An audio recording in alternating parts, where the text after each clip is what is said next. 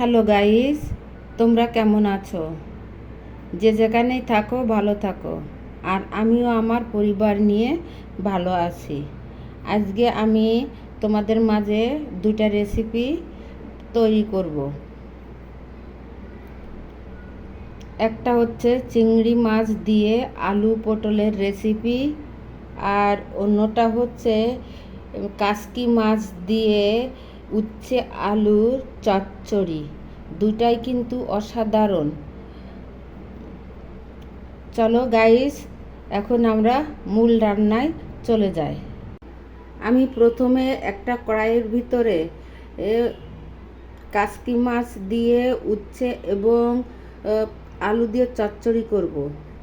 সেজন্য আমি প্রথমে নিয়েছি উচ্ছে, আলু ঝুরি করে কাটা, মরিচ, পেঁয়াজ, আদা রসুন পেঁয়াজ বাটা, হলুদের গুঁড়া, লবণ, ধনিয়া গুঁড়া, এর সাথে জিরার গুঁড়াও আছে। এগুলো আমরা সব একসাথে মেখে নিব। তাহলে চলো।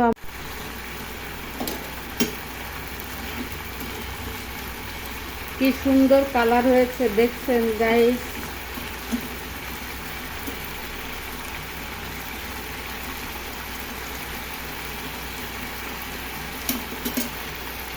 এবার চুলার আগুনটা একটু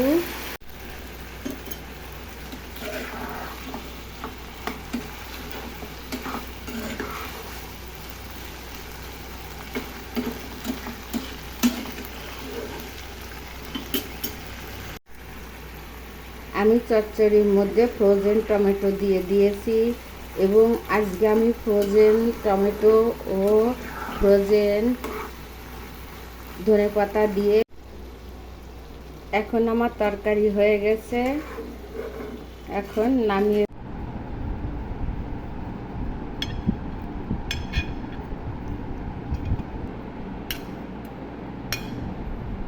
পটল একটু ভাজি করে নিই, দিয়ে দিব। আলু পটল একটু ভাজি করে নিব।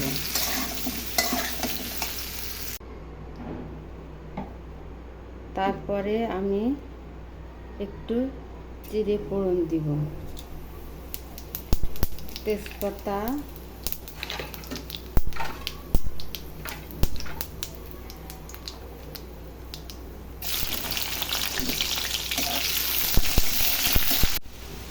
তারপরে আমি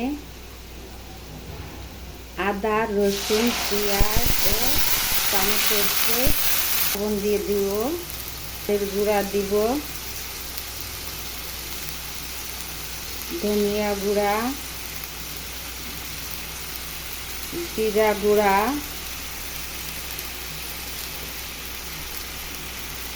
হলুদ গুঁড়া,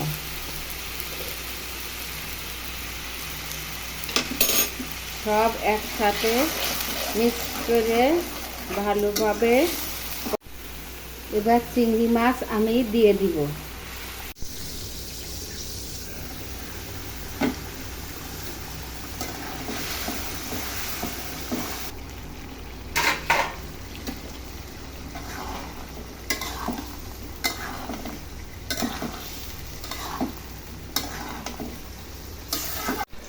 প্রায় কষানো হয়ে এসেছে, পটলও মিডিয়াম গলে গেছে, আলু তাই।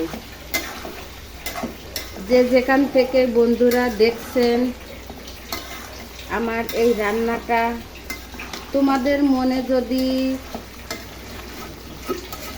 কোনো একটু অংশ এই রান্না ভালো লেগে থাকে, তাহলে তোমরা লাইক কমেন্ট শেয়ার সাবস্ক্রাইব করে আমার পাশে থেকে যেও। নতুন বন্ধুরা সাবস্ক্রাইব করতে ভুলো না, কিন্তু আমার যত পুরনো বন্ধুরা আছে তোমরা লাইক কমেন্ট শেয়ার করতে ভুল করো না, করে আমার পাশে থেকে যেও। রান্নাটা হচ্ছে একটা শিল্প। এক একজন এক এক রকমের রান্না করে। যে যেভাবে রান্না করবে, মনের মাধুরী মিশিয়ে যদি রান্না করে, সে রান্না ভালো হতে বাধ্য।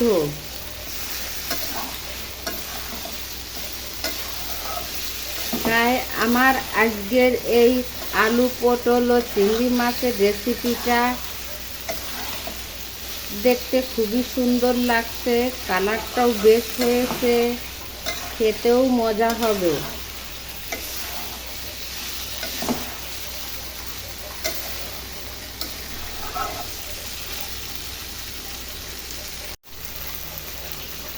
এখন আমি ঝোলের জন্য জল দিয়ে দিব। বেশি জল দিব না, কারণ আমার পটল আলু গলে গেছে। এই ঝোলটা আর বেশি ঝোল, আমার তরকারি হয়ে গেছে। এখন আমি নামিয়ে নিব। যেটুক ঝোল আছে আলুতে টেনে নিয়ে যাবে, তখন মাখো মাখো হয়ে যাবে।